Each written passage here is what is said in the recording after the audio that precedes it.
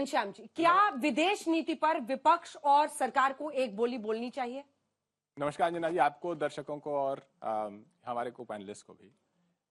आज से 3 साल पहले गलवान में सेना के 20 जवान शहीद हुए थे। उसके 24 घंटे तक समूची मोदी सरकार सुन्न सन्नाटा था। उससे 2 हफ्ते पहले देश के रक्षा मंत्री वीडियो से वर्चुअल कैंपेन कर रहे थे। कहां कर रहे थे? जम्मू में कर रहे थे। और उससे 7 साल लगातार प्रधानमंत्री जी चीन के प्रीमियर से 18 बार मिल चुके थे। हर ऐसी मुलाकात पर उन्हें दुनिया का सबसे महान नेता घोषित किया जाता था। और उसके बाद इन 3 साल में चीन के साथ व्यापार हुआ $100 बिलियन का। सबसे जितने पिछले 10 प्रधानमंत्री मिला लीजिए, जितना व्यापार उन्होंने चीन को नहीं दिया, अकेले इनकी सरकार ने दिया। अब बात आती है कि प्रधानमंत्री जी विदेश जा रहे हैं, हमारी शुभकामनाएं हैं उनके साथ। मैं सोचता हूं, जो आपने सवाल पूछा कि प्रधानमंत्री जी विदेश जाकर के क्या कहेंगे। लोग कहते हैं कि विपक्ष कंट्रीब्यूट नहीं करता, तो मुझे लगा कि मैं टेलीप्रॉम्प्टर तो है नहीं मेरे पास, तो मैं मोबाइल पे ही कुछ कह के लिख के आया था कि क्या कहेंगे। मुझे लगता है कुछ इस तरीके से कहेंगे, आपने मुझे संसद में भाषण देने का अवसर दिया है। जानता हूं कि आपके यहाँ संसद नहीं कांग्रेस है, पर मैं 10 साल से तो कांग्रेस मुक्त भारत बना रहा हूं, इसीलिए संसद ही कहूंगा।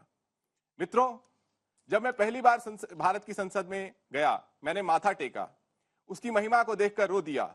बहुत लोगों ने उसकी तारीफ भी की। आज हाल ये है कि चलती हुई सरकार में प्रचंड बहुमत के साथ मैंने अपने ही संसद पर ताला लगा दिया है।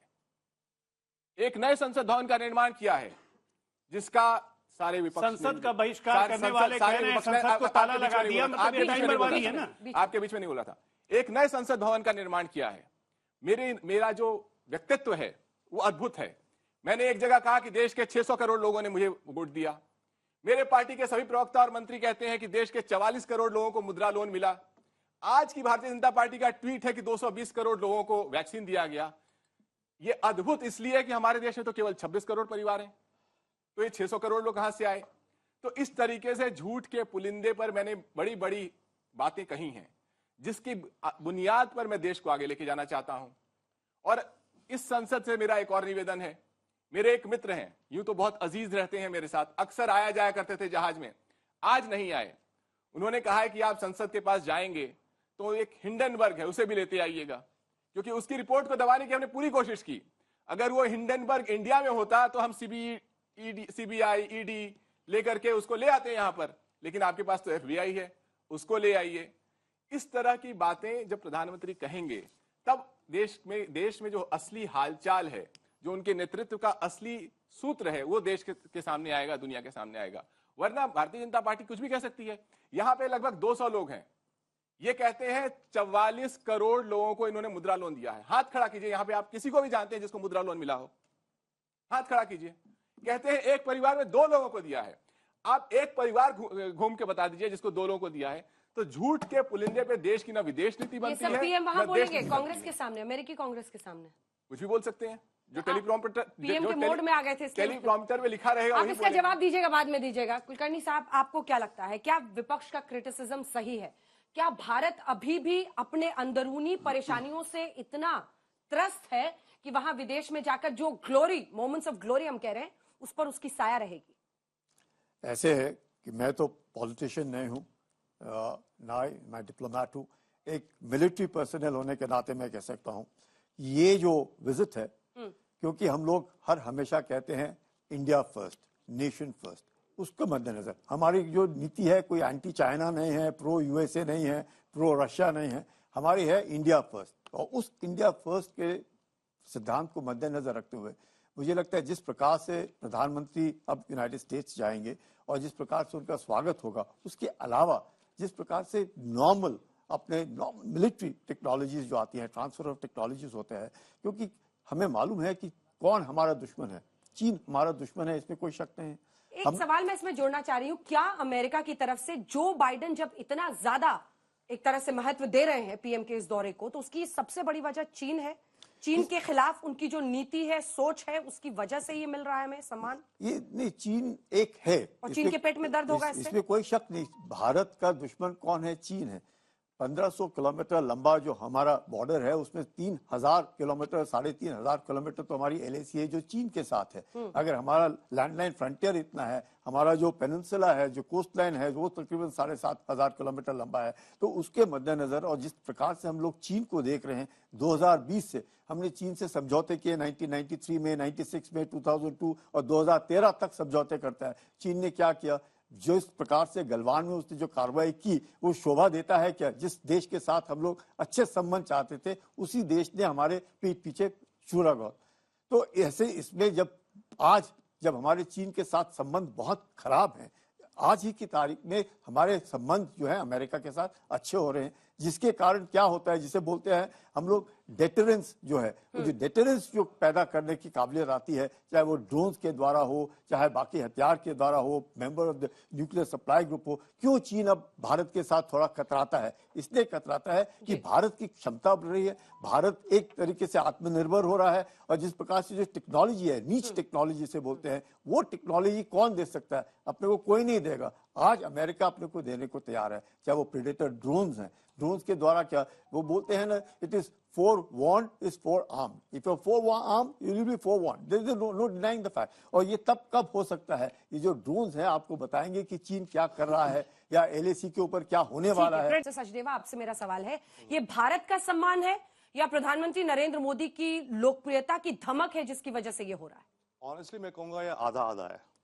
देखिए, भारत की अचीवमेंट ना होती तो मोदी जी जाकर कहीं अपना झंडा गाड़ भी नहीं सकते। अगर हम मानो 100 मिलियन का देश होता, हमारे देश की इकोनॉमी नहीं तो हम छोटा देश होता, कोई देश आपकी इज्जत नहीं करता, राइट?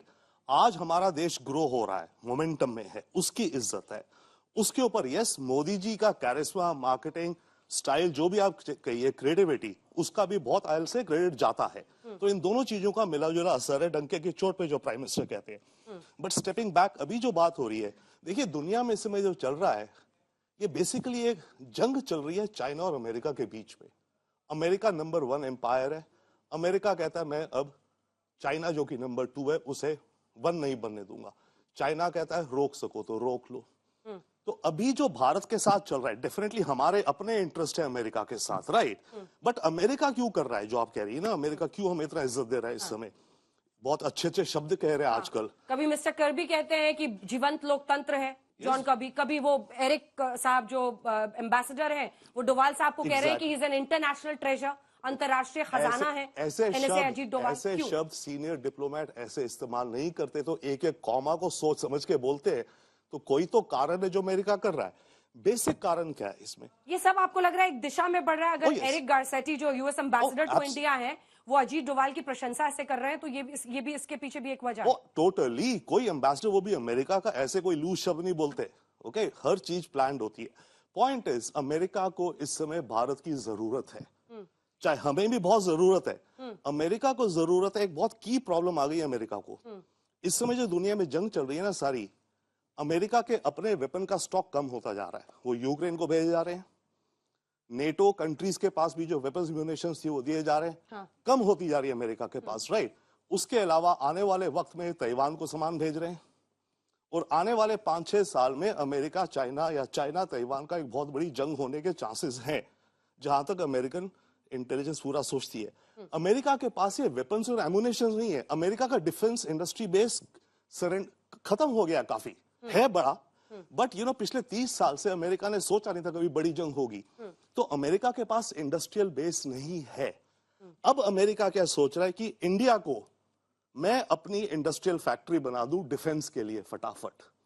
अब अगर इंडिया को डिफेंस फैक्ट्री बनानी है तो ऑब्वियसली ये टेक्नोलॉजी ट्रांसफर करेंगे, हमें हाईटेक देंगे। तो ये अमेरिका का सेल्फ कोर इंटरेस्ट है। ठीक है, आप सवाल पूछिए। सर मेरा आपसे सवाल है, आपने बोला था, कहते हैं इंदिरा गांधी जी ने क्या कहते हैं आंख से आंख मिला के यूएस को बोला था कि आप ऐसे कीजिए, बट जब क्रायोजेनिक इंजन इंडिया में आया था तब भी यूएस ने हमको और यूएस के स्पाइस ने हमको रोका था क्रायोजेनिक इंजन को इंडिया में लाने से। तो तब कहाँ गई थी कांग्रेस पार्टी? तब कहाँ उनका डिप्लोमेसी गई थी जब क्रायो इंजन इंडिया में नहीं आ पाया? ठीक है, छोटा सा जवाब। देखिए, चाहे वो परम 10,000 कंप्यूटर रहा हो, चाहे क्रायोजेनिक इंजन रहा हो, और चाहे पोखरण परीक्षण के बाद तमाम तरह के न्यूक्लियर के वेपन्स और न्यूक्लियर पावर के लिए जो इक्विपमेंट चाहिए उसके ऊपर प्रतिबंध रहे हों, कांग्रेस पार्टी ने हमेशा से लड़ाई लड़के उन लड़ाइयों को जीता है।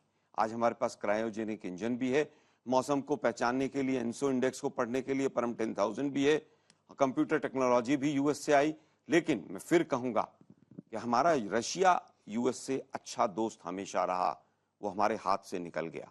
ये सरकार का बहुत ठीक है, बड़ा इस पर मैं जवाब failure। लूंगी आपसे, लेकिन पहला मैम मेरा कांग्रेस से सर से क्वेश्चन है। उन्होंने बोला कि पीएम एटलीस्ट कुछ भी बोलेंगे, कुछ भी बोल सकते हैं, बट वो राहुल गांधी की तरह वहां जाके देश की बेइज्जती तो नहीं करेंगे, एटलीस्ट डेमोक्रेसी पर सवाल नहीं उठाएंगे। एक बात बताइए। नहीं, मैं उत्तर देता हूँ। कांग्रेस से सवाल पूछा, देखिए और बहुत सीधा प्रश्न है लोकतंत्र पर। हाँ, बहुत बड़ा एक नेटवर्क है जो राहुल गांधी को बदनाम करने में हजारों करोड़ रुपए ये भी खर्च उसका करता है। हिस्सा है। मैं नहीं कह रहा ये हिस्सा है, ये इसका पार्ट बन गई है, बन क्योंकि गई है। व्हाट्सएप यूनिवर्सिटी जो चला रहे हैं ना लोग, और ये पढ़ रहे हैं। मैं इनसे अभी पूछता हूं, राहुल गांधी जी ने कौन सी बात ऐसी कही यूएस में जिससे देश की बदनामी हुई, एक बताएं। सर कांग्रेस ने बोला था कि हमारे देश में लोगों को सही सम्मान नहीं मिलता है और गरीबी इतनी ज्यादा है। हर चीज को लेकर उन्होंने बहुत गलत वे में बोला था, सीधा नहीं, सीधा। मुझे केवल ये बताइए, law के गरीबी ऊपर के उन्होंने आंकड़े, question गरीबी के किया था। आंकड़े हिंदुस्तान की वेबसाइट पे नहीं? नहीं, मैं कह रहा हूं क्या वेबसाइट पर हिंदुस्तान के नहीं है? क्या नीति आयोग की वेबसाइट पर नहीं है? ये व्हाट्सएप यूनिवर्सिटी का कमाल नहीं, है, इसीलिए ब्रेन आपको वॉश बुलाया। करो लोगों लोकतंत्र का। पर राहुल गांधी ने क्या मैं कहा फिर था कहूंगा लोकतंत्र के ऊपर, कैम्ब्रिज में? मैं फिर कहूंगा नहीं, मुसलमानों पे लोक अत्याचार हो रहा है। अरे उसी भाई, तरह जो 80 ये के दशकों एक में बात दलित पे बताइए, होता था। लोकतंत्र पर अत्याचार हो रहा है या मुसलमानों पर नहीं हो रहा है?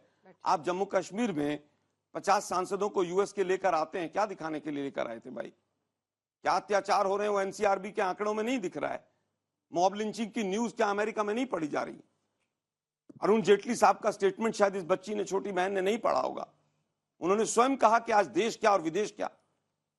और मोदी जी ने जितने स्टेटमेंट देश को बदनाम करने के लिए दिए, ठीक है, क्या उतने किसी ने दिए? छोटा सा जवाब। मोदी जी तो कहते हैं कि 2014 से पहले, आपका जन्म शायद 2014 से पहले का हो। perception को आपको शर्म आती है कि आप नहीं हिंदुस्तान में बदल जन्म सकते। हुआ? आप एक मिनट सुनिए, ये मोदी जी का आलोक जी statement सुनिए, मैं आपको बताऊं, जो परसेप्शन हम लोग नहीं बना रहे हैं। अरे राहुल गांधी खुद टीवी में बयान दे रहे हैं, बैठ के बयान दे रहे हैं इंटरव्यू में कि इस देश में अल्पसंख्यकों पर अत्याचार हो रहा है, मुसलमानों पर अत्याचार हो रहा है, उसी तरह से जिस तरह से दलितों पर अत्याचार होता था 80 के दशकों में। तो किस पे सवाल उठा रहे हैं? 80 के दशक में तो हम नहीं थे। आज की तारीख में अल्पसंख्यकों पर अत्याचार हो रहा है, ये जाके आप विदेश की धरती पे बोलेंगे तो आप देश की मान मर्दन कर रहे हैं क्या? अरे भाई, जब मॉब लिंचिंग होती है तो फोटोग्राफ का यूएस में वायरल नहीं होते हैं क्या?